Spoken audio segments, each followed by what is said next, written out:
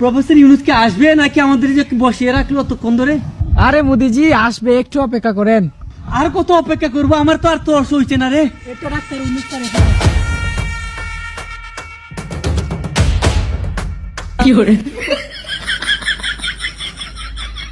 বসেন বসেন বসেন। এত দেরি করলেন কেন ইউনুস স্যার? জরুরি মিটিং ছিল তাই দেরি হয়েছে। ও তাই, অনেকক্ষণ অপেক্ষা করছিলাম। তা আপনি একা আসছেন? মোদিজি সিংহ কিন্তু একাই চলে। তোকে কে বলেছে পাকটামি করতে? আমি তো সত্য কথা বলেছি। নিকুচু করে তো সত্য কথা, কিছু মনে করবেন না। এই পাগল ছাগল নিয়ে চলে আর কি। আচ্ছা ইউনুস ভাই, বাদ দেন সব, আসেন দ্বিপাক্ষিক সম্পর্ক নিয়ে আলোচনা করি।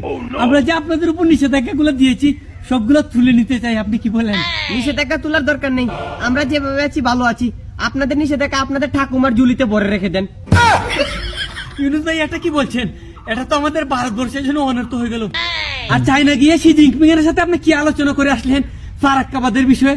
এটা তো আমরা আলোচনার মাধ্যমে শেষ করে ফেলতে পারি, তাই না? আলোচনায় আসতে চান?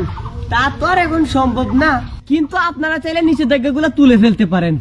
নয়তো আবার চীনের সাথে কথা বলেছি, প্রত্যেকটা বাঁধের পিছনে একটা করে বাঁধ নির্মাণ করে দেব।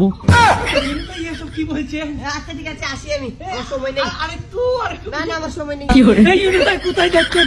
আলোচনা তো শেষ হয়নি, কি অনর্থ হয়ে গেল, চলে গেল। এক কাজ কর, আমাদের যে ভারতীয় মিডিয়া গুলো আছে সবাইকে জানিয়ে দিবি যে আধা ঘন্টা অপেক্ষা করে আমাদের সাথে দেখা করেছিল প্রফেসর ইউনুস। আরে মোদিজি এসব নিয়ে চিন্তা করবেন না, আমাদের মিডিয়াগুলো তো গুজব নিয়ে পিএইচডি করা আছে। তাও ঠিক বলেছিস, আমরা তো জিতে যাবো মিডিয়ার মাধ্যমে।